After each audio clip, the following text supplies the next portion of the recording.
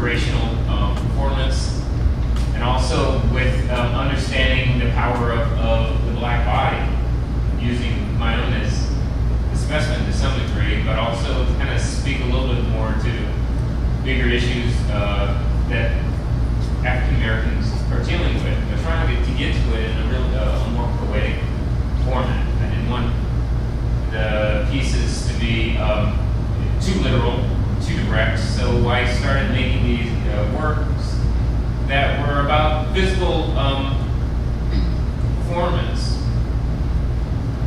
This is Mule, which takes place in Baltimore, in which I'm pulling a remnant, a telephone pole that had come down in a storm, and then took all of the materials and the guts from inside of these old homes in Baltimore, and I pulled it. And it's funny because when I was doing this work, the thing that was coming up again and again, people would ask, why are you the only one in the piece? Why isn't there other people in the piece? Or why is this all about you? And I think that was always a little bit of a disappointment because I never thought that the work was all about me. I felt like it was a place which I really wanted to begin the conversation. And that this work, this individual work, would speak volumes about my interest in kind of exploration. Ta-Nehisi Coates, The World Between Us, and it was talking a little bit about the black body. He's talking about the difficulties that he had in his own personal experiences, understanding what it meant to be black, and understanding all the language, the physicality, and the interactions that would dictate how he would, move through life by understanding his body. I feel like a lot of these earlier works, I'm thinking about that as well. This is this is Spinning, in which I'm doing a transatlantic journey from an exercise bike. The images behind me begin in Baltimore, and then journey through, to Senegal, Africa. So it was like this mystical journey. Afro-cosmonaut alien, in which I'm using white theater makeup to kind of white myself out, and then the projections happen over top of me, and the idea is that I'm going to fit in between the projection and the wall, almost like love, and that this, in some way, could be a representation of an experience. So, it's funny that people were asking me questions about, this, I guess it would be a little, I call this the inertia cycle, this period of work, but in particular, it was more of a solitary performance practice.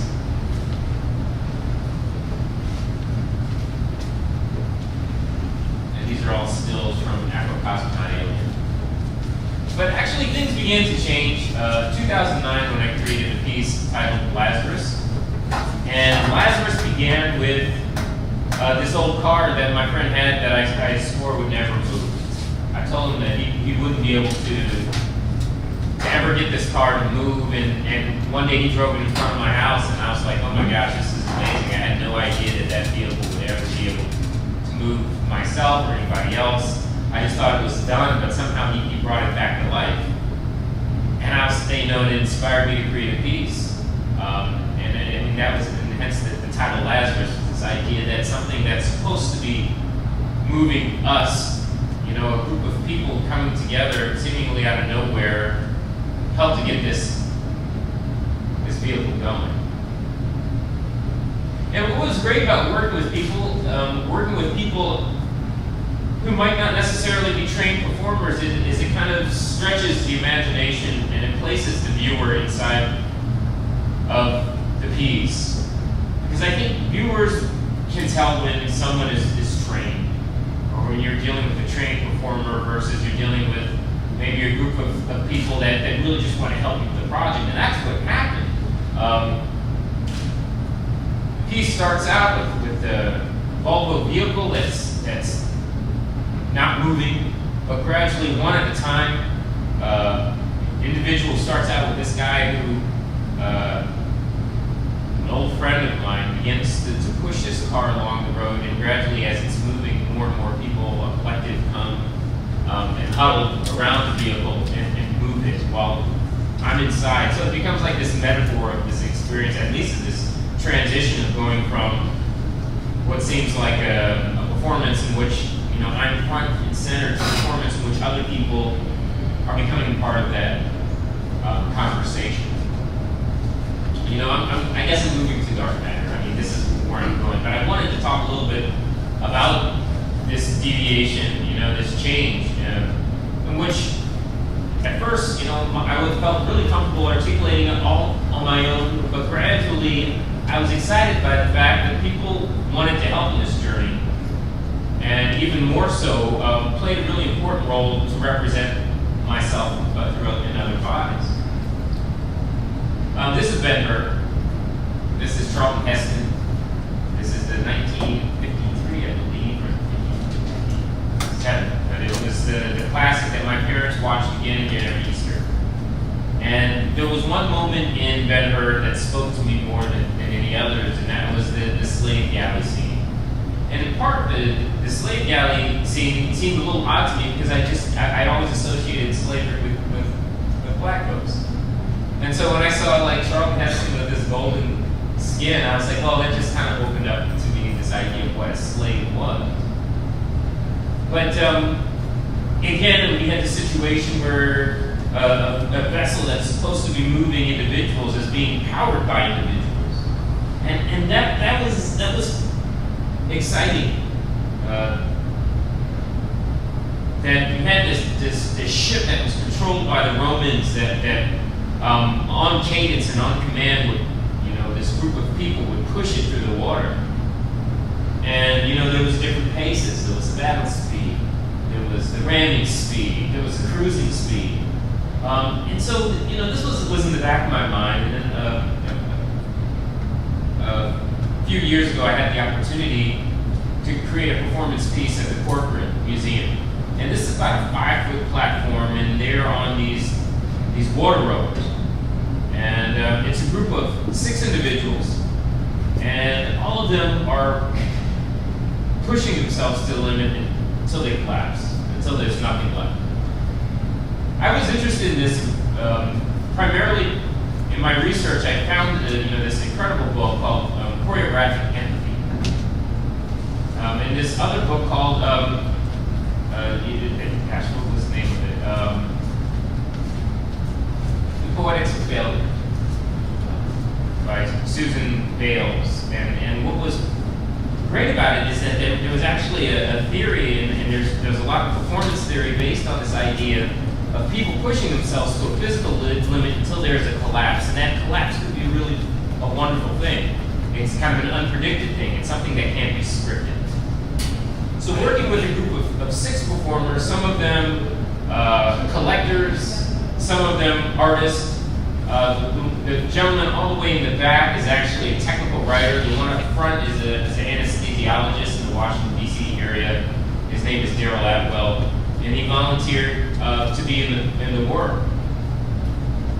So what happened is that we have a DJ, which you can't see, and then you have a Haitian drummer at the very base, and there's this incredible intense cadence, which at first seems very beautiful. All the bodies are moving together in unison. It's calm, cool, collected. But after an intense, maybe 30-minute duration, it starts to get ugly. What starts out as something that looks like a kind of formal piece kind of breaks into every man for himself. You weren't sure who was going to be the last one on the rowing machine until finally, inevitably, one of the youngest guys on the crew, and probably one of the strongest guys in the crew, who may not have had the best form, was always the one who ended the piece. The person up front, Daryl, who actually rowed before, and also was the lead rower, and everybody was watching him, he actually was one of the first 3 people to drop out because he had correct form, and he was putting his body to a different kind of intensity than everyone else. And it was always interesting to see how it would end, even though I had an idea from rehearsal how it would work out, but you never would know. I know the last 2 people were always a lot more competitive than the first 2 or 3 that would quit. A lot can be said about what is the meaning of this piece. So a lot of my work, I try to withhold like specifics. I like to create the circumstance, this environment in which anything can happen, but it also kind of limits my understanding of specifically what I'm trying to do. And this was really simple. I'm trying to create a circumstance in which, after grueling hour on this exercise machine, individuals would drop out one at a time. Then, folks would come up to me and they would say, was this supposed to symbolize a slave ship? Which I thought was great because I just never, other than Ben-Hur, there was, the idea of like, slaves rowing themselves across the mid-Atlantic. Just seemed, really foreign. I mean, I was thinking it in a really abstract way, but the spectators were thinking of it in a really literal way. I mean, here you have these individuals in ties and dress shirts in this neoclassic surrounding, pushing themselves physically, and still, it's like, because it's the black body, you cannot get too far away from this idea of slavery. It's right there. So this is kind of leading me to this performance piece that everybody hopefully will get a chance to take a look at this afternoon, Dark Matter. In Washington, D.C., and many other urban centers, they have something called CPEDs, which are environmental lights that the police use to deter crime. And what I loved about it was that in essence, the police were creating like these environments in which they weren't necessarily deterring crime, but they were moving it from one location to the other. Because what they did is they light up a corner to give people this opportunity, drugs, prostitution, whatever they didn't want to have happen in that corner. They used the lights so they'd light that corner, they would drive it somewhere else. I mean, this was a huge tool for the gentrification of Washington, D.C. But as an artist driving by, these light towers, I kept wondering what could happen in that space. How could it be reactivated? And so for years, I'd say maybe 2-3 years, I was thinking I want to do a performance in that light. And then the last couple years, you could have written a script about the revelation of police brutality. And we know it's existed, but I don't think that as a public we've been confronted with it in the way that we have over the last 2 years. And I am fascinated with the imagery. In particular, years had passed, my mom had told me, be careful of this, be careful of this. If you don't watch this, you're going to be in trouble. Put both hands on the steering wheel. Make sure you let that police officer know when you're reaching for the glove box. All these things, which make sense to me, but when you see the visual imagery that's been coming out in the last couple of years, it's evidence. Of course, there was always the black body. There was always physical evidence of the black body and upon the black body, the damage that had been done. But actually seeing police, cold blood shoot down somebody that's running away from them, watching someone, repeatedly shoot someone who's on the ground. I mean, I shouldn't be so shocked to see it, but at the same time, this visual imagery is compelling because it is that story, that the stories that my mother told me, over and over again, happening in real time with real people, and then there's a certain amount of helplessness that overcomes you because obviously the act has already happened. So how do you interact with these images? How do you come to terms with them? The conversation really began with me and with the imagery that came out of Ferguson. The smoke, the figures, the heroic figures, the awareness of the camera, that this gentleman who is right here, who like street theater, is very aware of what he's doing. He's very aware of his physical gestures.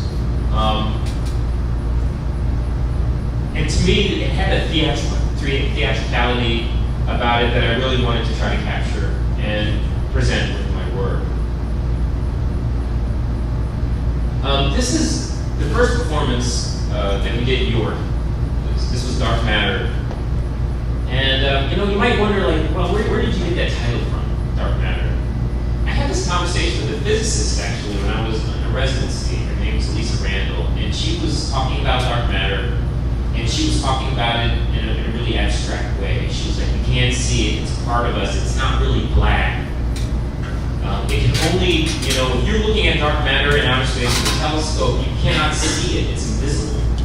The only way you can see dark matter is if there's a bright light that's illuminating it from behind. And I think it's strange how, you get your influences. So on one hand, I'm looking at this Ferguson footage, trying to figure out what I'm going to do, and then I'm having this conversation with a physicist who's talking about dark matter, and I can't help but think about black identity. And I go to her afterwards, and and this is if you look up Lisa Randall, she's a very well-respected physicist, the first woman to ever be tenured at Harvard University. And I thought, man, I'm out on a limb, but I'm going to ask her. I'm going to say, were you talking about race when you were talking about, all of the science in regards to dark matter? And the fascinating thing is that, her eyes lit up and she said, yes, I was talking about race. I have my first chapter, I'm going to have to send it to you because it was all about race and the editor told me to take it out. And so we began this conversation about it, about the word, about the concept, about the science behind it, about how it permeates and how it's part of everything but it's ignored. So this is the Dark Matters performance that happened in DuPont Circle. This is Dunjack. He's a break dancer. I guess we could call it a veteran break dancer. He's been doing it for, I guess, over 20 years. And I think that's what's great about my crew as well, is a lot of them are very experienced. And to be a 29, 30, 31-year-old breakdancer, that's like your twilight of your breakdancing career. They take their bodies and they fall on the ground again and again and again. And I think that's what's kind of heroic about it, because you see a kid do it and it's no sweat. But when you see a 29-year-old man hit the ground and you hear it, the wind come out of them and you see them tumble, you know that it's something that most people can't do. They do it in a rhythmic way that kind of mirrors like a heartbeat or like a natural sounds. The squeaking of the tennis shoe, it becomes symbolic. So what happened for me is how did you come about doing a breakdancing performance? Well, it came about organically. I was thinking, well, if I wanted to show, what millennials look like when they protest, which is very different than if you look at a Life magazine from 1968, you look at the Watts riots, it's very different. And I think what part of it is the awareness of the camera and the awareness of the environment. And it's also, it's reflective of our generation. I began these conversations with a local arts coordinator. His name is Peter Chang, and we began having talks about how would I begin to work with breakdancers? How could something like that happen? And I started the conversation by talking about, I used to try to do it all on my own. I realized, as I was recruiting breakdancers that I needed to get breakdancers work. It wasn't somewhere I could inject myself to run into the picture. And somehow I had to let them do it, let the breakdancers do it. And they became a really great symbol, because breakdancing has a kind of historic ties to protest, to the working class, to kids who were finding a creative outlet, in some ways a response to horrible living conditions, being neglected, and this horizontal dance form emerged. And what was super exciting and innovative is that it's like the power moves were upright. If you see a breakdancer do a power move, they are almost standing up, but they're rotating, in their hands. Their feet are straight up in the air. They're upside down. And for me, I wanted to create a story in which the breakdancers could begin to tell a narrative and could begin to talk about the physicality of protest. Actually, this part of dark matter is called B-Boy Stride. This is Ryan and Coleman, and both of them are scoping the space, and they're interacting with each other, and you don't necessarily know if it's going to end up okay for the both of them. You don't know if they're going to fight each other or if they're going to fight everybody around, but you have to take in the black body. And then what ensues is a sequence that's based on some of these images that I showed you previously about protests, riots. Going back to the theatricality of protest, in Baltimore, I think that the body laying on the road, the body by itself, with no one there, became a really powerful symbol. And there was one moment in this performance in which the protagonist, Church, is on the ground, and he was on the ground for, I think at first 2 minutes, and then gradually we reduced it, but the amount of time that we had on the ground was really important because it was stillness. I mean, these gentlemen are used to frenetic movement, constantly moving, and for them to stop motion, it was just as powerful as if they were doing a dynamic movement or they were doing one of these power moves that I spoke about. And it's one of the hardest things to get a breakdancer to do is just to hold a pose. It's like, and some of you might wonder, where all of this is coming from. I'm also, trained in theater. This is what I spent 4 years thinking that I was going to be doing for the rest of my life, and in part I did, just maybe not the way that I thought. I started out looking at plays like Dutchman, Ma Rainey's Black Bottom, August Wilson, to name a few. But what I loved about these protest plays was they weren't these formal pieces. They had the power to get people to start thinking about their living conditions and start thinking about how the spectator could be involved. When I was reading about this, when 1972, when this play was mounted, it was originally performed in 1967, but in the 70s it really kind of took off. They would have people that would come onto the stage after the performance and would make a list of demands and say, is this something that you want to see happen to your child? Is this something that you want to see happen to someone that you love? If it's not, then we have to do something about it. We need to get to the streets. We need to lay down and stop traffic. But another thought came to me when I was in theater and I was really exploring physical theater with practitioners like Mesvold and Meyerhold. This was shot in the 1920s, and this is biomechanics, in which he believed that a group of individuals in uniform could really change the world on stage and get people to start thinking about their social situation differently. And he was Soviet, and he was sandwiched between the revolution and the counter-revolution, and he ended up in jail, and he was killed. His family was killed. So I feel like these were people that inspired me because they understood that the power of theatrics wasn't something that was limited to a black box.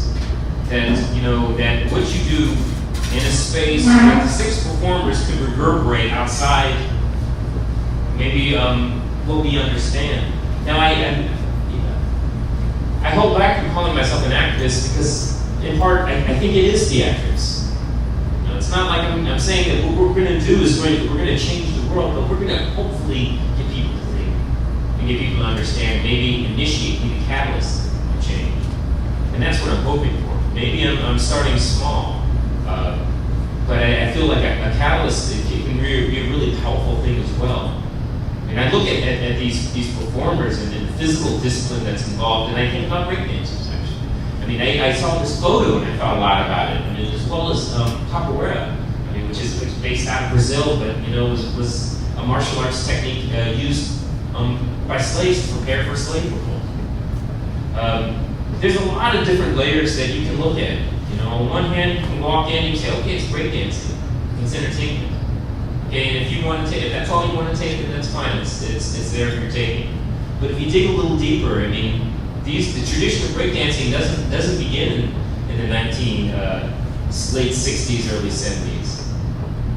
This is Africa Bambaataa, and he was one of the people in the late 60s and early 70s said, no, breakdancing is important.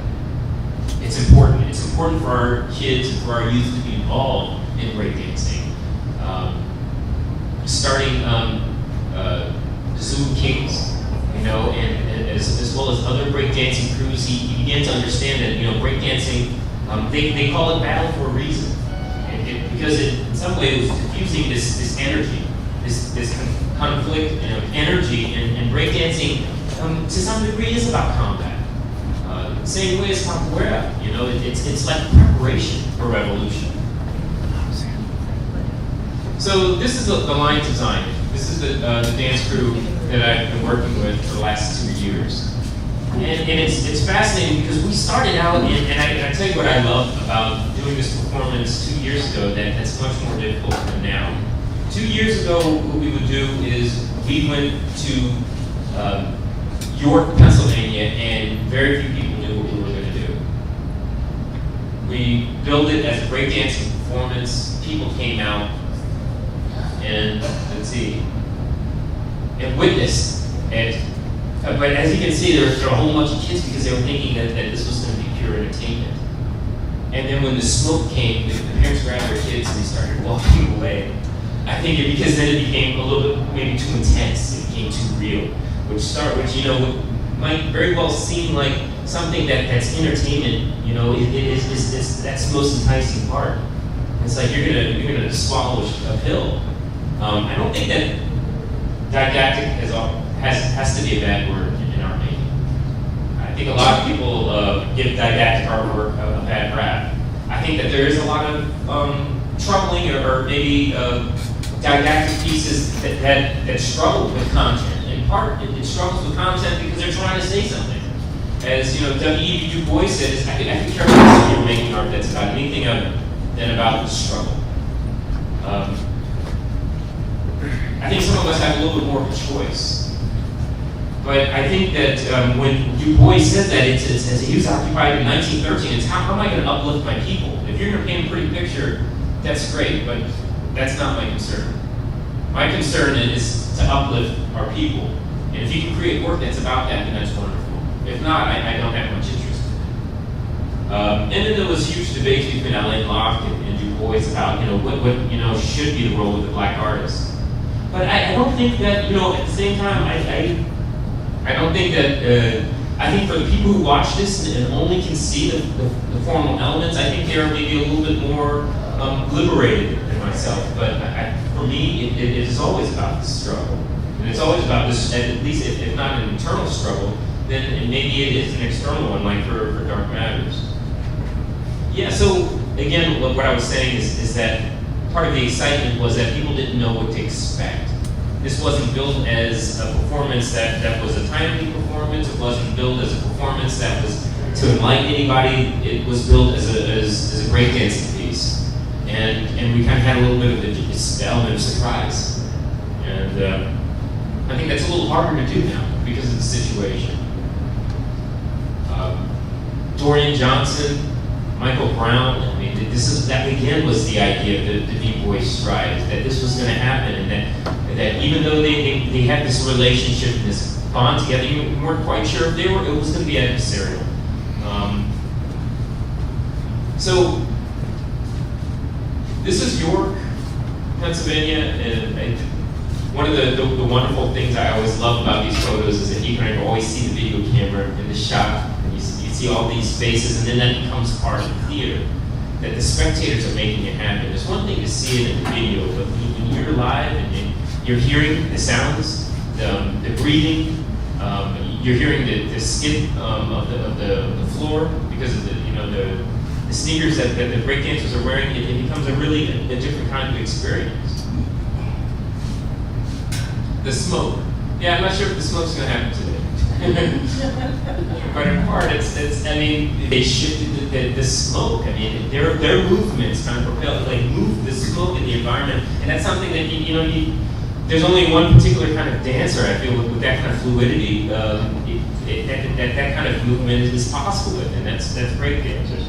So part of my excitement here is that I have 6 break dancers and 1 DJ that are creating art and creating an art piece. And some people might ask, well, why is this art? And my question back is like, why isn't it? Because you can't sell it. Because you can't sell the work that they've created. I think that there's poetics in this. One of the great things that Lee Goldberg said about performance art is that it falls between the cracks.